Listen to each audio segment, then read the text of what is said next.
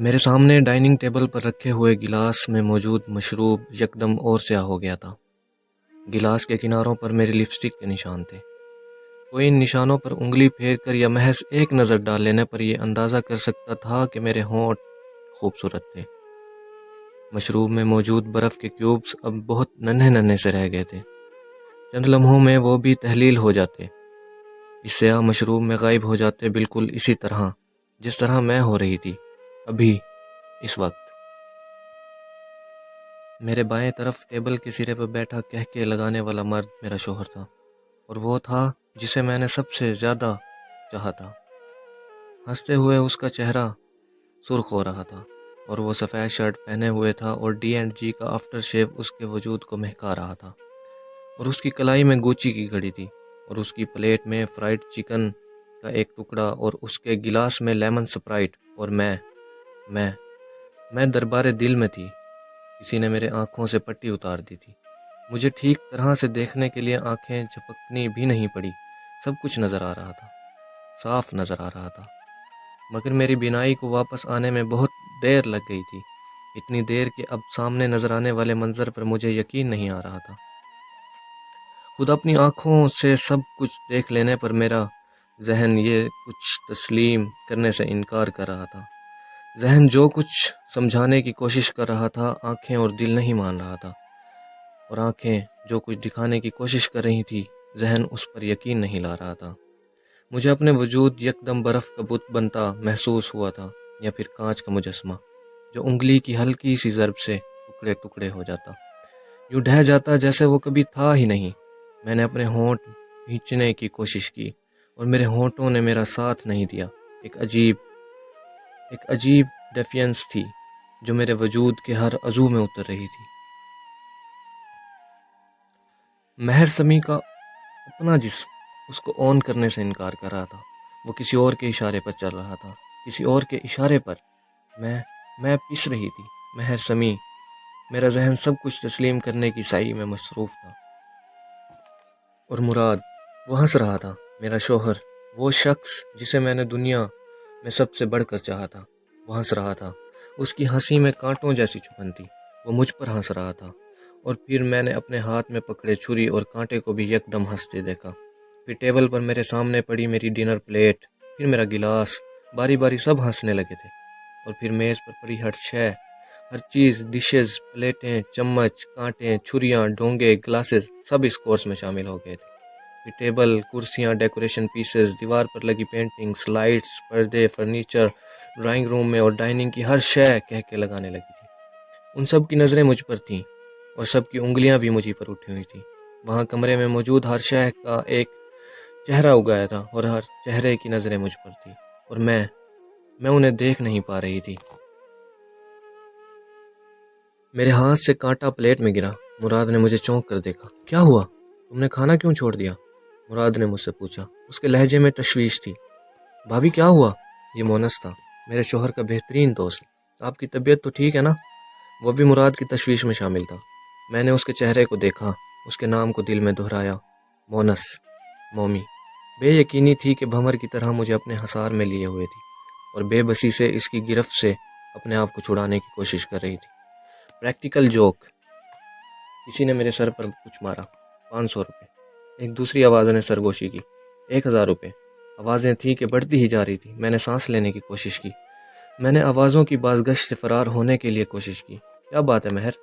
پھر وہ مراد تھا۔ اس نے میرے ہاتھ پر ہاتھ رکھا، مگر میرے ہاتھ نے اس کے ہاتھ کا لمس محسوس نہیں کیا۔ میں نے اپنے ہاتھ کو دیکھا۔ وہ لمس محسوس کیوں نہیں کر رہا تھا؟ کیا وہ نہیں تھا، یا میں نہیں تھی؟ کھانا کھانا کیوں بند کر دیا؟ وہ پوچھ رہا تھا۔ میں کیوں کھا رہی تھی؟ میں سوچ رہی تھی۔ اس طرح کیوں دیکھ رہی ہو؟ اسے میری نظریں عجیب لگیں۔ اس طرح کیا دیکھ رہی تھی؟ میں نے سوچا۔ وہ تو کبھی بھی چہرہ نہیں تھا میرے لیے، صرف آواز تھی۔ پھر میں چہرے کو کیوں دیکھ رہی تھی؟ کیا دیکھ رہی تھی؟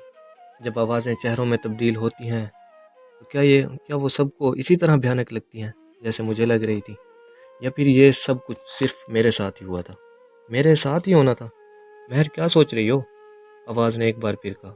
نہیں، چہرے نے پھر ایک بار کہا۔ ہاں، یہ وہی تو تھا، وہی آواز۔ پھر آخر میں نے اسے ایلیوژن کیوں سمجھا، کیوں جانا؟ میں نے اس کے ہاتھ کے نیچے سے اپنے ہاتھ کو کھینچا۔ میں اس کی نہیں تھی، میں کسی اور کی تھی۔ کس کی؟ میں نے دل کو ٹٹولا۔ آئیے مہر سمی، آپ بھی آئیے۔ دل نے مجھے خوش آمدید کہا۔ دیکھیے آپ نے کیا پایا؟ وہ مسکرا رہا تھا۔ جو پایا ہے وہ کھرا ہے یا کھوٹا؟ وہ پوچھ رہا تھا۔ کھرا ہے تو کیا دام دیے ہیں؟ اس کا لہجہ عجیب تھا۔ کھوٹا ہے تو کیا کھویا ہے؟ میں نے سر اٹھایا۔ میں نے سر اٹھا کر اسے دیکھا۔ میں دربار دل میں تھی، دل بادشاہ کے حضور۔ دیکھیے انجام محبت اور کہیے اب کہاں ہے؟ وہ تمسخر سے کہہ رہا تھا۔ کیا محسوس کر رہی ہیں؟ کیا کہنا چاہتی ہیں؟ کچھ کہہ پائیں گی؟ اب بھی؟ ابھی بھی؟ دل نے ہنس کر مجھ سے کہا تھا، اور پھر میرے وجود سے اپنی زنجیریں ہٹا دی تھی۔ میں دل کی گرفت سے آزاد ہو گئی تھی۔ اتنے سالوں میں پہلی بار بوجھ ہٹا تھا، یہ بوجھ بڑھا تھا۔ جائیے آپ کو آزاد کرتے ہیں۔ انجام محبت دیکھ لینے والے دربار دل میں کیا ٹھہریں گے؟